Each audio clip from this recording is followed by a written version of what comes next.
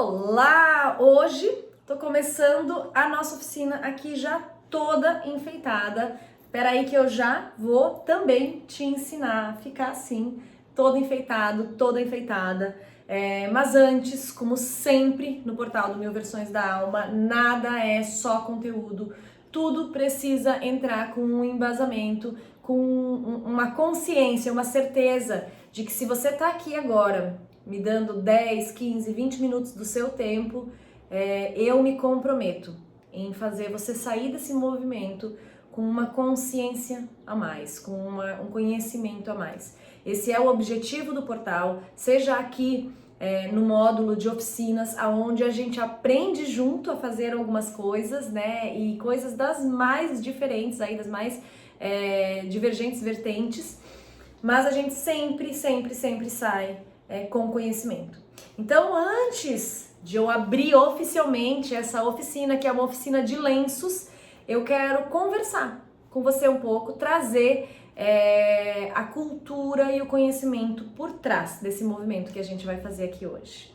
Bom, eu quero começar te convidando também a assistir uma aula que fala sobre comunicação não verbal, que está aqui disponível no nosso módulo do Mil Versões da Alma, e para entender um pouco mais sobre como tudo que a gente expressa esteticamente, ou seja, visualmente, né, e também comportamentalmente, ou seja, nossa postura, nossa forma, como isso passa uma mensagem. É muito legal essa aula, vale muito a pena você ir assistir.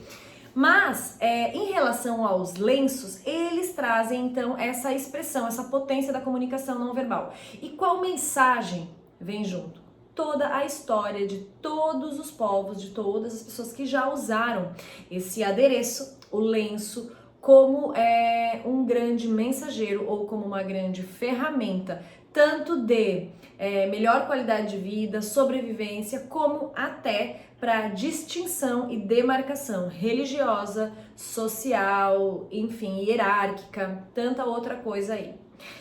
Os lenços, eles estão na história da vestimenta há milhares e milhares, né, de gerações, de histórias, de anos, porque o lenço nada mais é do que um pedaço de pano. Então é óbvio que o lenço nasceu antes da roupa, porque o pano primeiro era pano e daí depois ele se tornou, né, esse elemento roupa. As roupas inicialmente elas não eram feitas de tecido, que é na verdade a matéria tecida, né? Ela era do couro, era da própria pele, e com o tempo foi se percebendo, né, o processo da linha, que era tecida, e aí consequentemente foram iniciando aí os processos dos panos. Mas sem ser muito aprofundada nessa área, né, sem querer entrar muito em miúdos, vale a gente entender aqui que esses panos, ao longo da história e ao longo das diferentes culturas, eles vêm trazendo uma bagagem de informação muito grande. Então eles iniciaram vindo muito como esse processo realmente de ser útil, da utilidade dele, né? Eles começaram aquecendo, então era um processo de aquecer, tanto de aquecer os próprios corpos, como aquecer também as crianças, também de pendurar as crianças. Então hoje a gente tem os slings, que são aqueles sacos, para quem não vive aí o universo da maternidade ou da paternidade, né? Mas é como aqueles sacos inspirados justamente nos cangurus. Então, que coloca a criança acolhida ali dentro, né, que é feito de um panô e que originalmente, né, nas tribos, principalmente nas tribos africanas e em várias aí vertentes indígenas, esses panôs eles eram usados justamente para carregar as crianças enquanto as mães tinham que trabalhar e ficar com os dois braços livres. Esses mesmos panôs, quando as crianças iam crescendo, eles serviam já de amarração em saia, e enfim, outras tantas possibilidades aí. Então, não se começou de uma forma estética, né? Não era importante ser bonito, era importante ser funcional, mas como tudo, com o tempo, foi se percebendo que era possível também aliar duas formas de comunicação. E a forma estética, ela nunca entra com o objetivo de padronizar, pelo contrário, tudo que traz primeiro, um apelo estético tem como objetivo diferenciar. E os panôs tiveram uma grande força na diferenciação, tanto entre culturas como intraculturalmente, ou seja, dentro de uma mesma cultura, diferenciar. Panôs de cores diferentes eram usados em várias culturas orientais para diferenciar lugares hierárquicos de pessoas dentro de uma mesma sociedade. Então, determinadas cores eram apenas para a realeza, determinadas cores eram apenas para um tipo de casta social, determinadas cores eram unicamente para os trabalhadores, para os serviçais. Tipos de amarração desses lenços também compreendiam distinção de cargos, de funções, de pessoas, de culturas e até de religiões. Orientado aí todo por esse movimento, também a gente introduziu, ou recebeu a introdução dentro da evolução humana dos panôs sendo usados como distinções religiosas. E aí já também fazendo uma separação entre as possibilidades e autorizações dadas a homens e mulheres, então as mulheres tampando muito a sua cabeça, o que em outras culturas, nas mesmas épocas, trabalhava como um desejo da mulher colocar algo na cabeça, para que pudesse trabalhar, ter menos a incisão do sol, cuidar um pouco mais dessa parte aqui e também já se enfeitar, e em tantas outras uma obrigatoriedade pela proibição de mostrar os cabelos, enfim. E aí esses panôs foram aí caminhando ao longo da história, trazendo um contexto riquíssimo cultural, trazendo uma potência expressiva que, na medida em que a humanidade como um todo foi evoluindo e foi se globalizando na comunicação, a origem e o domínio cultural foi se perdendo justamente porque essa mistura começou a haver. Então, referências que eram tipicamente africanas, de amarrações, de expressão, de objetivos e de derivações desses panôs foram se espalhando pelo mundo, derivações que eram indianas, colocações de lenços que eram muito fortes, por exemplo, da cultura budista, foram se espalhando, sendo adquiridos também por outras culturas, por outras religiões, por outras crenças, por outros movimentos, formas de uso com o objetivo de aquecer,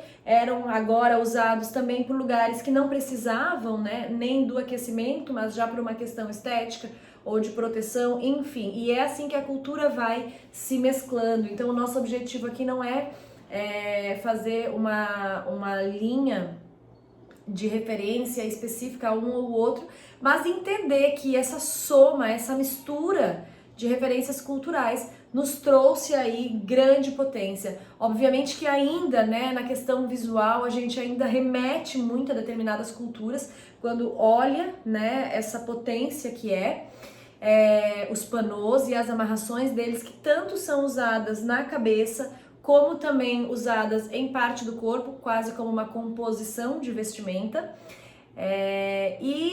Enfim, é isso aí, dá para devanear aqui muito tempo, mas eu quero realmente usar essa oficina para te mostrar. Eu fiz uma seleção aqui das minhas 5 formas preferidas de usar panôs e os lenços, ou as pashminas, como são chamadas em determinados lugares. Enfim, tem muitos, tem o mantô, que tem muitas formas de chamar.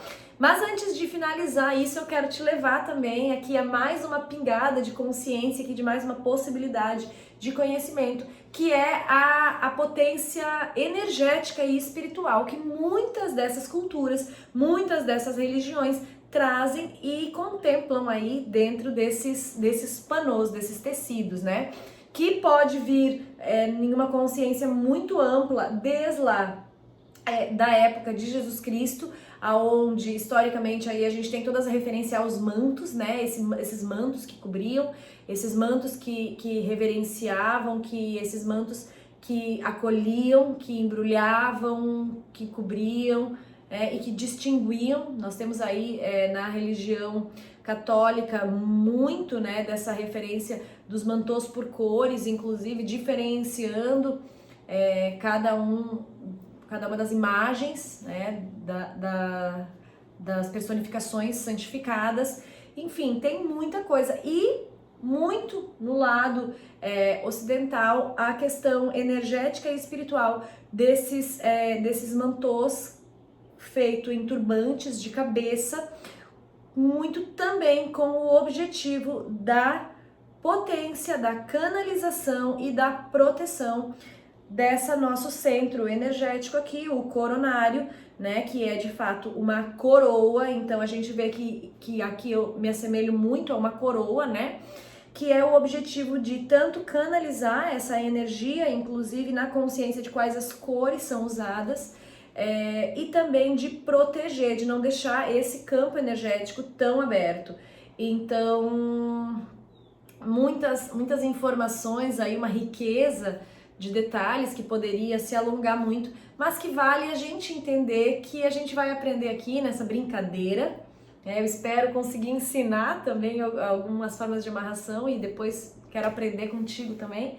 Mas é entender que quando eu, Cássia, no meu dia a dia, que uso muito, quem me acompanha nas redes sociais aí veio usar demais, é raro um dia que eu não saio com um pano. É muito raro mesmo, assim. Às vezes eu já tô no carro e meu marido fala, traz teu paninho, porque eu tô sempre com um panô, com uma pashmina, com um lenço, né? Eu sinto realmente a proteção dessa energia que vem dessa devoção histórica. Então, eu, Cássia, toda vez que eu uso, eu conecto toda essa informação que eu passei para ti agora e eu sei que eu tô ali muito mais do que honrando a minha vida atual, honrando todos esses ancestrais diretos ou indiretos que trouxeram aí muita riqueza de conhecimento para nós. Então, vamos lá. Eu vou primeiro te mostrar como eu fiz esse aqui que eu estou usando e depois a gente segue aí com algumas outras ideias. Eu separei 5 principais que são os que eu mais gosto, alguns mais dificilzinhos, alguns bem simples, que muito óbvios, mas que eu quero também aqui trazer para ficar registrado. Um beijo. E agora, vamos acompanhar, não vou ficar falando, tá bom? Vou botar uma musiquinha aqui gostosa pra gente fazer juntos.